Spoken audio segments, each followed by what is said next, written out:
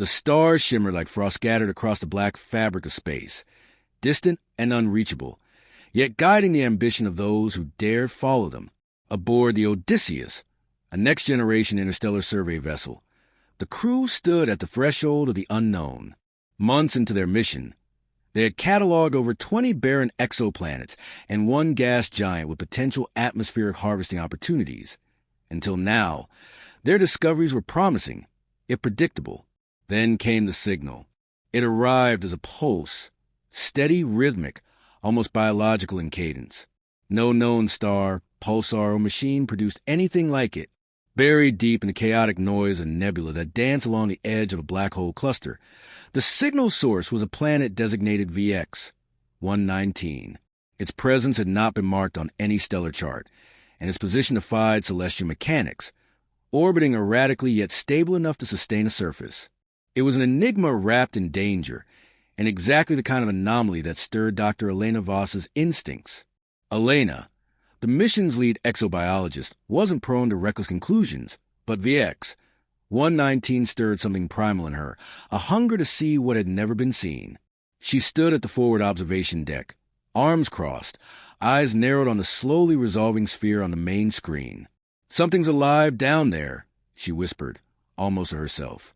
Behind her, Commander Darius Cole shifted, arms clasped behind his back, posture rigid.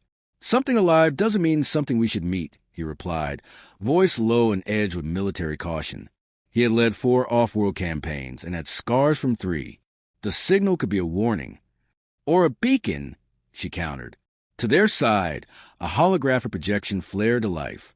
"Preliminary scans complete," announced AURI, the ship's AI. The voice was calm, neutral, eerily dispassionate. "VX 119 exhibits unclassifiable terrain variants. Atmospheric composition unstable. Life signs inconclusive but present." Elena turned, her eyes wide with restrained excitement. "That's enough. We should go down. No one sets foot on that planet until we understand what we're dealing with." Darius snapped. A brief silence stretched between them before a new voice interrupted. Dr. Kaito Run, the mission's energiologist, young but unervingly brilliant. "There's something else. The planet's mass readings fluctuate, almost like it's breathing." Darius frowned. "What the hell does that mean?" "I don't know," Kaito admitted, pushing his glasses up the bridge of his nose. "But it isn't natural. Or if it is, it redefines our understanding of planetary dynamics." That sealed it.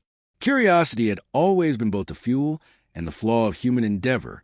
The team assembled for a formal strategy session, but the decision had already been made in their hearts. Elena's passion, Kaito's data, and the undeniable mystery of the signal pushed them forward. Darius, ever the pragmatist, sanctioned a limited descent. 1 shuttle, 5 personnel, 2 days on the surface. If anything went wrong, Odysseus would initiate an emergency recall and quarantine. The descent was turbulent. VX 119's atmosphere tore at the shuttle, like it resented their intrusion. Thunderheads the size of continents loomed as they broke through the upper cloud layers, revealing a landscape no simulation could have conjured. Jagged mountains pierced the sky like claws, and luminous tendrils of energy arced between them, giving the illusion of a world stitched together by lightning. Below, the land pulsed with hues of violet and rust and massive flora, like fungi growing into trees, swayed without wind. The shuttle stabilizers groaned, and alarms chirped like nervous birds. But they landed, shaken, not broken. The surface was dry, warm, and disturbingly quiet. The air, though theoretically toxic, was filtered clean through their suits. Elena stepped forward first, her boots crunching against mineral-rich soil that sparkled in unnatural tones. "It's beautiful," she breathed. "Beautiful things can still kill you," muttered Captain Reyes, the security lead accompanying them. She kept her plasma rifle low but ready, eyes scanning the horizon. They set up a perimeter. Instruments unfolded like clockwork, sensors drinking in the atmosphere. Kaito knelt by a strange, coiled vine emitting bioluminescent pulses and ran his scanner along it. "It's responding," he said, voice hushed with awe. "I think it's aware." "Keep your distance," Darius warned over comms from the Odysseus above. You're not alone down there. Elena ignored him, drawn toward the massive fungal towers in the distance. One in particular loomed larger than the others, its cap pulsing with a faint amber glow. She felt drawn to it, not intellectually, but emotionally, as if something there waited for her. As the team ventured farther, the terrain grew stranger. Ground that seemed solid suddenly shifted. Shadows didn't align with light sources. And then they found it, a field of obelisks, stone, or something like it, arranged in a deliberate pattern. Each one bore etchings, not random, but ordered. Language, or a simulation of it. Elena's breath hitched. Kaito began recording, his scanner whirring. These weren't made by natural processes. They're not new either, Reyes added. Weathered, ancient. Elena touched the closest monolith and flinched. Not from heat or shock, but from something deeper. A memory not her own flickered behind her eyes. A world in fire, voices screaming in a language her mind tried to translate but couldn't. She staggered back. Darius's voice cut through the static. What just happened? Your vitals spiked. I saw something, like a vision. She shook her head. I can't explain it. The obelisks hummed, softly at first, then louder. AURI's voice crackled over the comms, distorted, interference increasing. Recommend immediate withdrawal. But none of them moved. The world was changing around them. The wind began to howl, except it wasn't wind. It was voices, dozens layered over one another, each speaking just beyond the edge of comprehension. Kaito was the first to speak. It's talking to us. No, Elena said, her voice suddenly steady. It's remembering us. What does that mean? Reyes asked. I don't know, she whispered, eyes locked on the glowing fungal tower beyond the ridge. But I think we've been here before. The words made no sense. And yet, they settled over the group like a final puzzle piece sliding into place. AURI's signal was collapsing. Darius's voice flickered into static. We're losing you. Abort mission. Do you read? Reyes lifted her rifle. We need to leave. Now! But Elena couldn't move. The whispers rose, no longer threatening but mournful, pleading. There's something down here, she murmured, barely audible. Something that remembers, something that doesn't forget. And then the light changed. Not the sun. There was no sun, but the very sky dimmed. From behind the fungal tower, a shadow moved, a shape too large to define, too wrong to comprehend. Their comms died. Silence fell. And the story, whatever it was just beginning. The world had changed in their absence. Or perhaps they had. The moment Elena's boots crossed the edge of the obelisk field, the planet's silence fractured into 1,000 hidden murmurs. Their comms were gone, as though the very air rejected technology, muting all contact with Odysseus above. The planet was no longer a passive subject of study. It had become something aware, watching. Reyes took point, her weapon now unholstered, scanning every flicker of motion in the periphery. No birds, no insects, no prey, no predators, she muttered. It's too quiet for a living planet. It is living, Elena corrected, her voice soft, eyes drawn again to the fungal spires that dotted the horizon like sentinels. Their canopies pulsed faintly, each rhythm different, like a language of light, just not in a way we understand. Kaito trailed behind, adjusting a handheld sensor tuned to biological frequencies. The device was struggling to interpret the inputs. It registered thousands of organisms, but none that matched known biological structures. He glanced up, blinking behind fog lenses. I don't think these signals are from individual creatures. It's all connected, like a hive. Reyes scoffed. A hive doesn't make your bones feel like they're vibrating in rhythm with the dirt. They pressed on. The terrain undulated with unnatural precision. Valleys sloped in fractal spirals, while rocks jutted from the ground like petrified limbs. The ground was springy beneath their boots, organic, though it didn't move. Yet, Elena paused beside a shallow stream, watching the water ripple upstream. The surface reflected no light.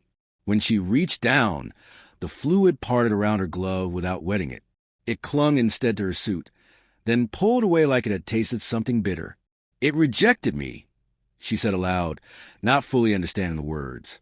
Ahead, Reyes called out, "We got something." The group gathered.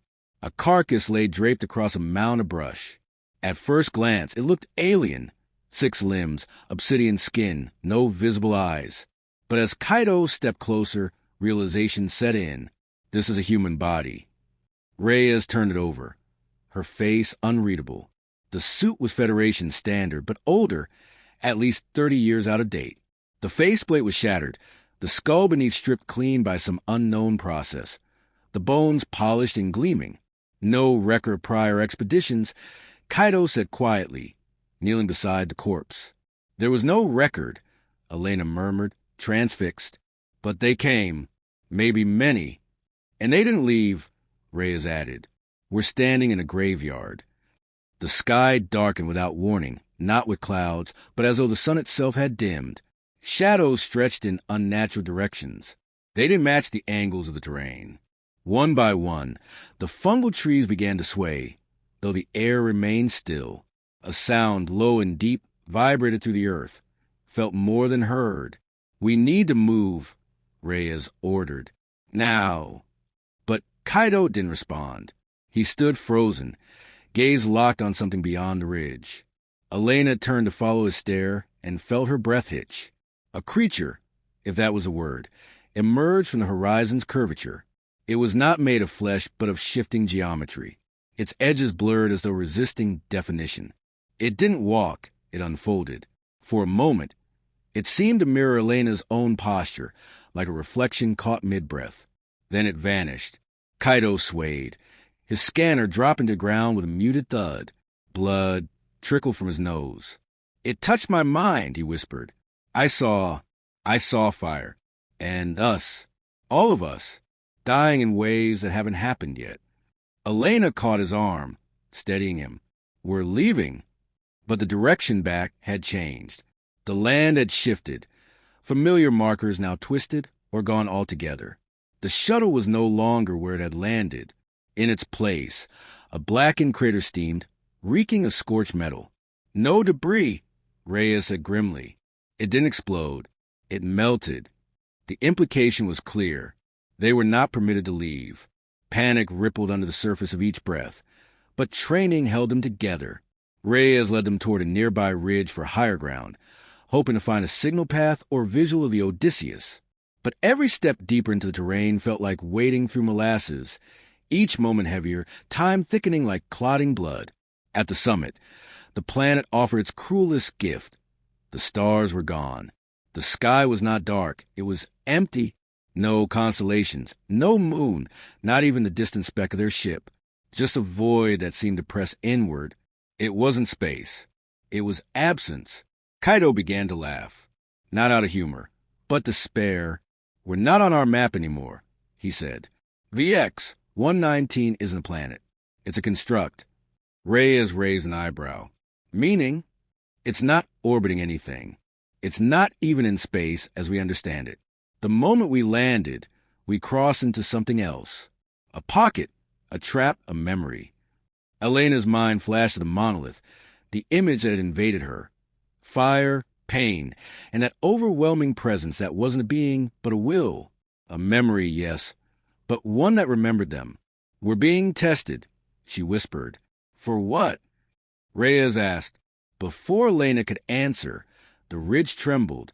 From beneath the soil, tendrils emerged, thin, flexible, glistening. They reached not with hunger, but curiosity. One brushed Kaito's leg, and he screamed, not from pain, but from recognition. He dropped, convulsing, eyes wide and unseeing. Elena rushed to him, but his skin began to blacken along the veins.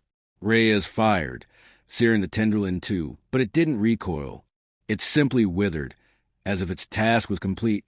Kaito's breathing slowed. It showed me everything, he gasped. We're the disease.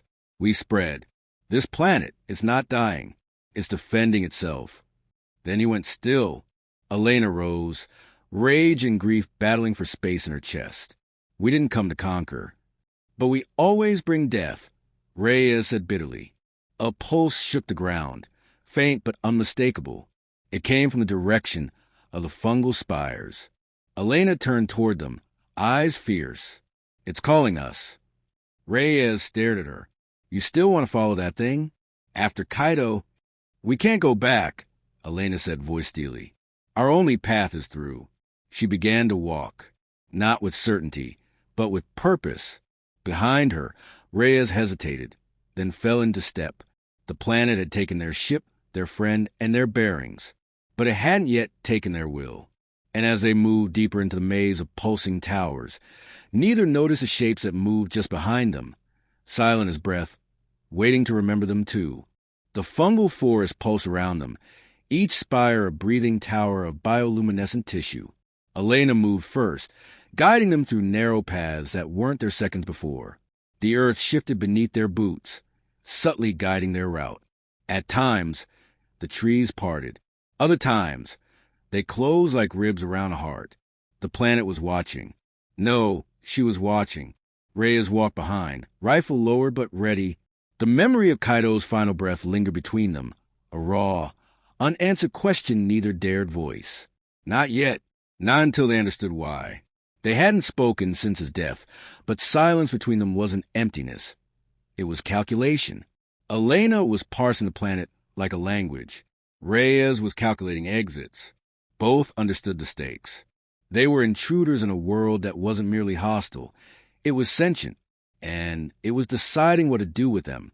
Hours passed, or maybe minutes. Time bent strangely here. The sun hadn't moved. Shadows crawled in contradictory directions.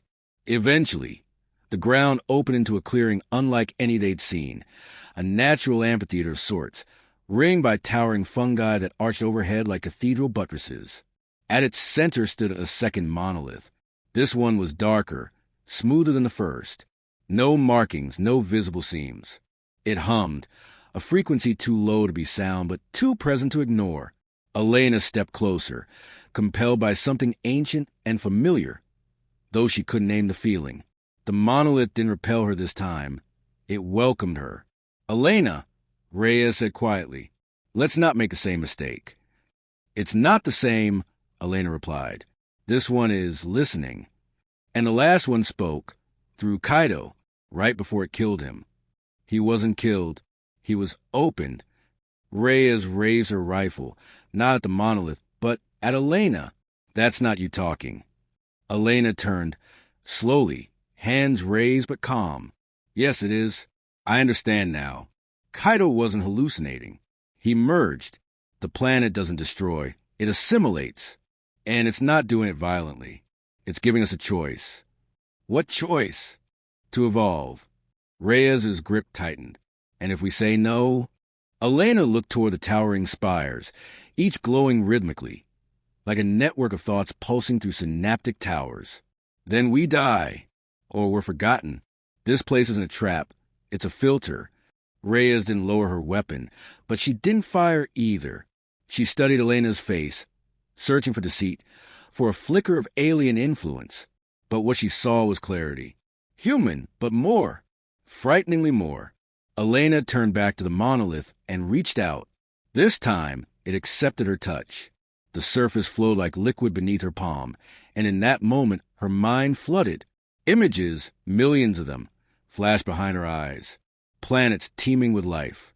Civilizations that burned too brightly and collapsed under their own hunger.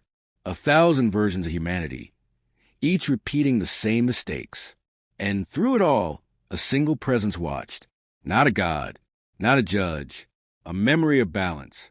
This planet had survived by remembering what didn't. She fell to her knees. Reyes stepped forward, lowering the rifle. "What did it show you?" "That we're not the first. We won't be the last.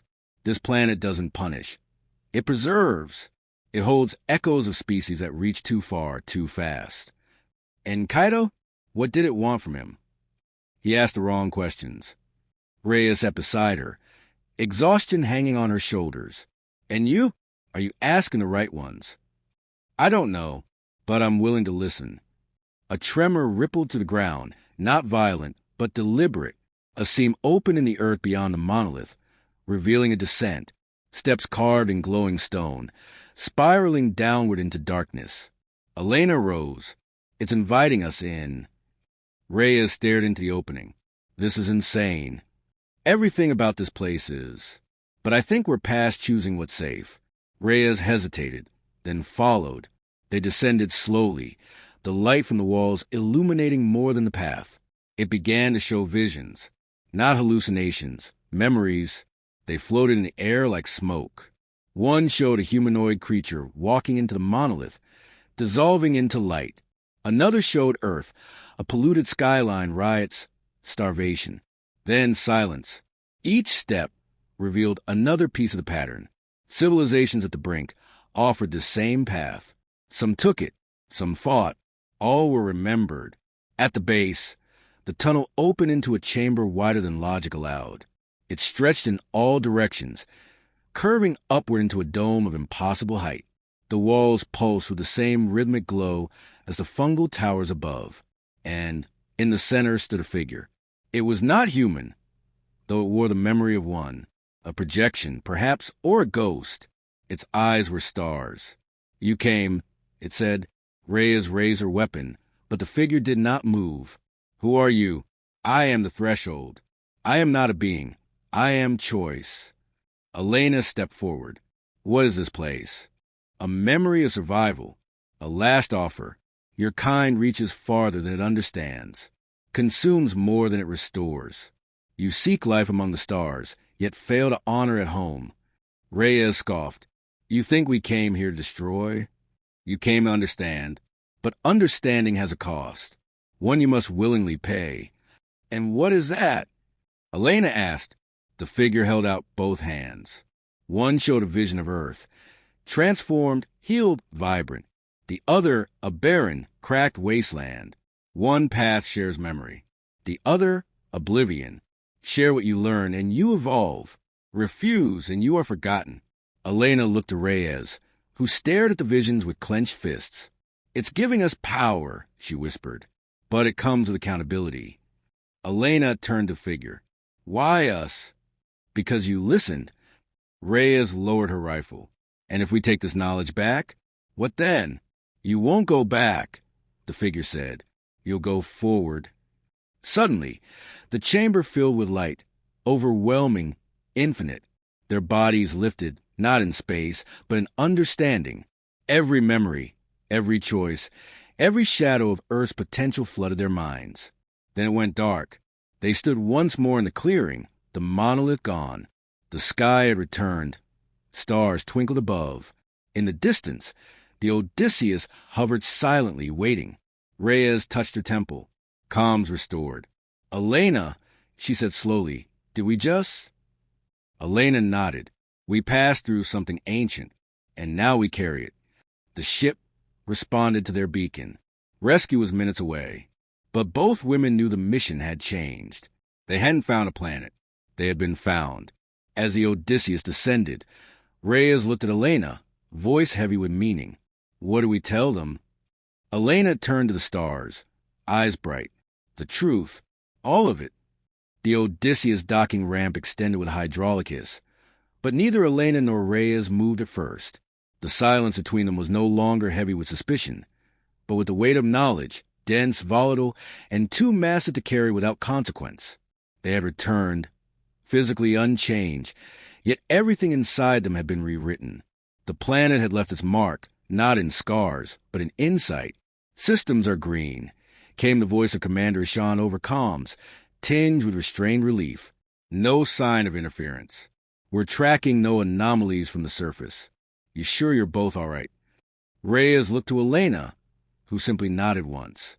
That would have to be enough, for now. We're clear, Reyes replied, preparing for lift. They ascended in silence, the jungle below shrinking until it became only suggestion, a smear of green and black curling beneath clouds. No tendrils chased them. No monoliths shifted in their wake. The planet had let them go, just as it had chosen to hold the others. There was no triumph in that, only burden. Inside the ship, the crew welcomed them with cautious glances. Protocol demanded debriefs, medical scans, psych evaluations. But Elena and Reyes passed through each step like ghosts wearing familiar skins. The results showed no infection, no damage, no measurable change. But they both knew the instruments were blind to the truth. Ishan met them in the central briefing room. The screens behind him displayed rotating scans of VX 119, each one more frustratingly incomplete than the last. We lost contact with you 3 hours after touchdown. For 72 hours, there was nothing. No visuals, no audio, no telemetry. We were preparing a retrieval operation when you reappeared like nothing had happened. Elena met his gaze. Something happened. We assumed Kaido. Ishan hesitated. Was it hostile? No, Reyes said. It was selective. Ishan leaned forward. Explain. They did. Slowly. Carefully. With measured words and clipped sentences. They told the forest that moved, the monoliths that remembered, the vision of 1,000 civilizations that burned too bright. They spoke of Kaido's final moments, of the chamber beneath the earth, and of the figure that had offered them not a weapon, but a mirror. Ishan listened, impassive. When they finished, he tapped his stylus once, then asked a question that would hang in orbit around them forever. What do we do with this? Neither woman answered immediately. Elena stared at the holographic projection of the planet. It spun slowly, unaware or uncaring of the attention it now commanded. If we report the truth, she said, others will come, not to listen but to take. And if we lie, Reyes added, we become the gatekeepers of knowledge humanity isn't ready for. Ishan folded his hands. That's not your decision to make.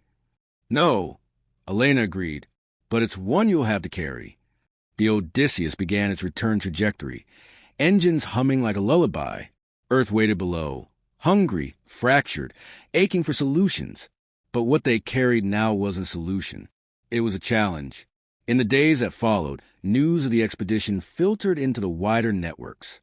Official reports cited limited findings and unresolved anomalies.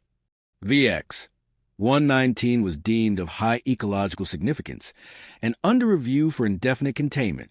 Privately, the science division's files were encrypted beyond top clearance. Only a handful would ever know the truth. But truth, like memory, spreads. Elena found herself drawn to silence more often than words.